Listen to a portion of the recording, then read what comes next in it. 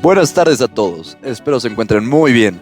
Bienvenidos a El Último Dato, el podcast diario de Finantech. Hoy es martes 1 de julio y te compartimos lo más relevante del mercado y del entorno económico global para que estés bien informado en este inicio de mes y de semestre. Comencemos. Los mercados iniciaron el segundo semestre con movimientos mixtos.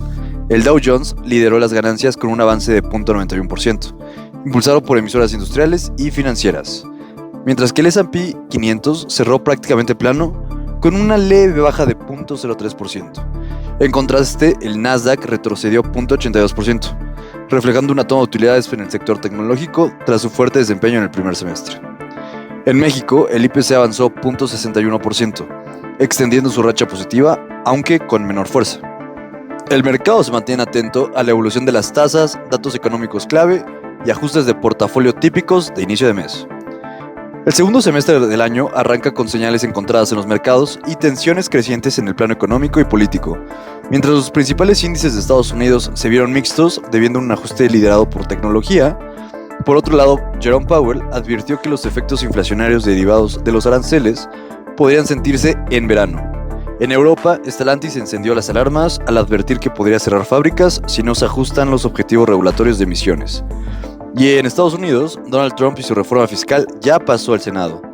Desde Finantech seguimos cerca de estos desarrollos globales con una visión activa y estratégica para adaptar los portafolios a un entorno en constante evolución.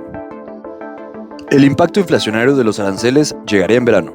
Este martes se llevó a cabo el foro anual de bancos centrales del Banco Central Europeo, celebrado en Sintra, Portugal. Durante su participación, el presidente de la Reserva Federal, Jerome Powell, comentó que se espera que el efecto de los aranceles impuestos recientemente comienza a reflejarse en los datos de inflación de los próximos meses, particularmente durante el verano. Sin embargo, también reconoció que existe un alto grado de incertidumbre en torno al momento y la magnitud de dicho impacto, por lo que la Fed se mantiene preparada para distintos escenarios. Como mencionamos el día de ayer, la Fed aún no ha recortado su tasa de interés, a pesar de la creciente presión del presidente Donald Trump, quien ha insistido públicamente en una postura más expansiva. La razón principal de esto, los aumentos de precios parecen haberse contenido, al menos por ahora. ¿Será que el primer recorte del año llega hasta septiembre? Los mantendremos informados en el último dato. Stellantis podría cerrar fábricas debido a multas de la Unión Europea. Stellantis enfrenta un dilema crítico en Europa. La automotriz advirtió que podría verse obligada a cerrar fábricas, incluida la planta de Atesa en Italia, ante el riesgo de enfrentar multas de hasta 2.500 millones de euros por no cumplir con los exigentes objetivos de emisión de CO2, impuestos por la Unión Europea entre 2025 y 2027. Jean-Philippe Imparto, jefe de Stellantis en Europa, fue claro: o duplican ventas de vehículos eléctricos, algo que considera prácticamente imposible, o reducen drásticamente la producción de autos a combustión interna, lo que pondría en jaque empleos y operaciones clave. Esta situación refleja la creciente presión regulatoria sobre el sector automotriz, que transita entre los compromisos climáticos y los límites tecnológicos y de mercado actuales. Trump's Big Beautiful Bill. El Senado de Estados Unidos aprobó por un margen muy ajustado de 51 contra 50 en el llamado One Big Beautiful Bill Act.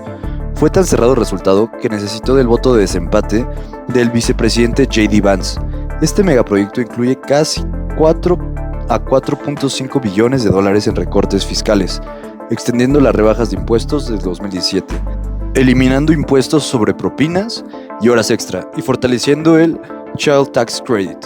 Pero para compensar algo de gasto, el plan recorta alrededor de 1.2 billones en programas sociales, como Medicaid, cupones de alimentos y subsidios verdes. Según la Oficina de Presupuesto del Congreso, esto podría incrementar el déficit en unos 3.3 billones durante la próxima década, además de dejar sin seguro médico a unos 12 millones de americanos. La votación incluso evidenció fracturas dentro del propio bloque republicano, con senadoras como Tillis, Rand Paul y Susan Collins votando en contra.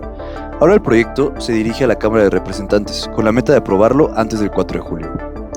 Eso fue todo por hoy. Muchísimas gracias por acompañarnos en El Último Dato, el podcast diario de Finantech. Los esperamos mañana con más análisis para proteger y hacer crecer tu patrimonio. Excelente tarde.